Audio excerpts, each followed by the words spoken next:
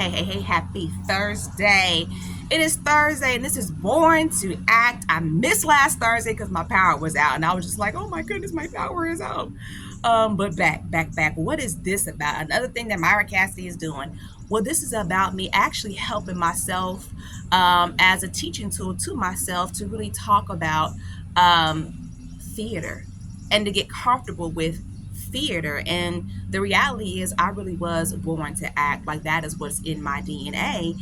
And growing up as one of Jehovah's Witnesses, it is something that has been discouraged, right? That's just fact. And it's causing, I know that drama therapy is a healing modality that I need.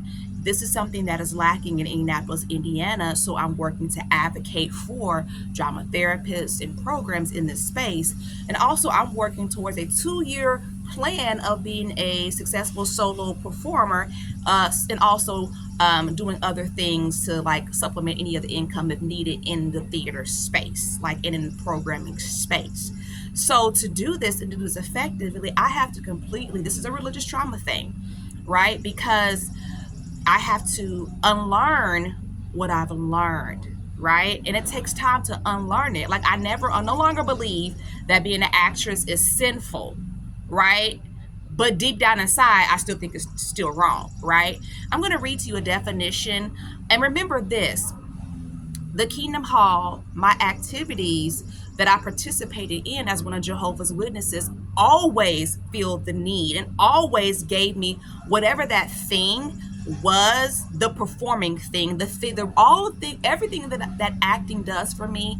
My activities as one of Jehovah's Witnesses gave me that, right? But when the religious trauma hit and I could no longer do it, that is why, ding, ding, ding, ding, everything just kind of poured out of me. And the very first YouTube video I ever posted on my YouTube page is of me on a stage, just going for it, not even knowing what I was doing and why.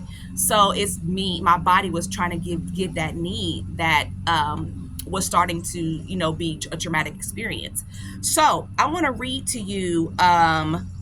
So this is all about me continuing to get comfortable with theater and completely allow myself just to let be. Born to act, so just let be. Just let be. So with this, I'm going to read a definition to you about moral injury, and this is from a glossary, a course taught by, I got it from Michelle F. Mosley, religious trauma therapist in North Carolina, shout out there. But there's definitions that actually relate to the world of religious trauma, and this is one of them. And I'm going to kind of read this to you. Moral injury: the distressing psychological, behavior, and sometimes spiritual aftermath of engaging in, experiencing, or witnessing behaviors that go against one's moral beliefs. I'm going to clean that up. Moral injury: the distressing psychological, behavior, and sometimes spiritual aftermath of engaging in, experiencing, or witnessing behaviors that go against one's moral beliefs. Like, literally me talking to you about the fact that I want to be an actress is making me feel conflicted in my being, right? And I don't want that anymore. I want to be free to do what it is that I love to do and what I want to do. And I know what I have a passion for. I know what I'm good at. I know I'm good at it. I know that it's a natural thing for me and wanting to fill that void. And it's ironic because it's just so much irony in this process for me. The very first time that I even performed was at the Kingdom Hall. Growing up, we were just always that family that was always on stage, that family that was always doing demonstrations. I remember the very first time our family had a part that I can remember. I remember having stage fright and being so scared that I couldn't go on stage. And then I remember the very first time that I could, right? Super great memory. What happened was my family and I were out to like breakfast, I believe it was, before going to like our one-day assembly. And the waitress was just so like, in awe of my family. Like, your family looks so nice. You guys look so wonderful. Where are you going? So my parents made a witness. And what we had to do at the Kingdom Hall was act it out for the congregation to see you know, how when things like this happen in your day-to-day life, how you can make a witness. Long story short, okay? So this is what happened. The waitress had like a southern accent, and she was quote unquote country.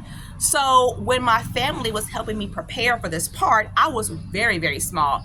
I mean, I must have been like 6 or 7 years of age. So my mother put an apron on me, right, to show that I'm the waitress. And when we practice as a family, the instruction that my parents gave me was deliver it country. And I remember being so small that I didn't know what they were talking about. Country, country. What does that mean? Country, do it country. I didn't know what it meant. And they had to explain to me to give it with a southern accent. I had to understand what country meant. So I remember like the frustration of them trying to say, do it country. Myra, say it with a country accent. You know, be country. And I'm like, country? So long story short, I got up on stage with my family. I played the actress, and I had to say, "Good morning. How y'all doing today?" And I remember doing it and delivering those lines. And I can't remember the reaction of the audience, but I'm sure they laughed, right? Because they would not expect me to get up here and to deliver this in a southern accent. And those are just really, really great memories that I have, of the Kingdom Hall. And do you understand how hard it is to deal with the religious trauma and to heal and to find things in your life that are a part of that reclamation process? So for me, pursuing theater and acting and wrapping my life around that is what I need to, be healthy and to heal and to continue to advocate for drama therapy, therapists and therapy programs here in Indianapolis, Indiana. Like that's important. That's an important part of the healing process. And also understanding that it is not to be an addiction, right? Because sometimes people have the ability to leave one thing and go to another and it's unhealthy, right? It always has to be balanced. So I have other things that I do, just like with me and the religious trauma things. I have other things that I do in my life, right? It's just not one thing.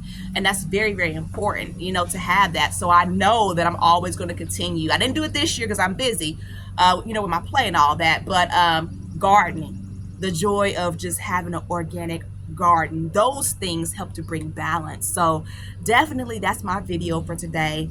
It's really difficult to unlearn and to relearn, right? And this is also about me saying, hey, I'm working on a program this fall for girls ages 14 to 18, and it's geared towards girls who are being raised as Jehovah's Witnesses to give my daughter community. So definitely being able to speak about theater and also talk about this in a dynamic that creates a safe space, right? Me being a solo performer is not going to open me up to bad association per se, right? It should not do those things, because in that space, it's you.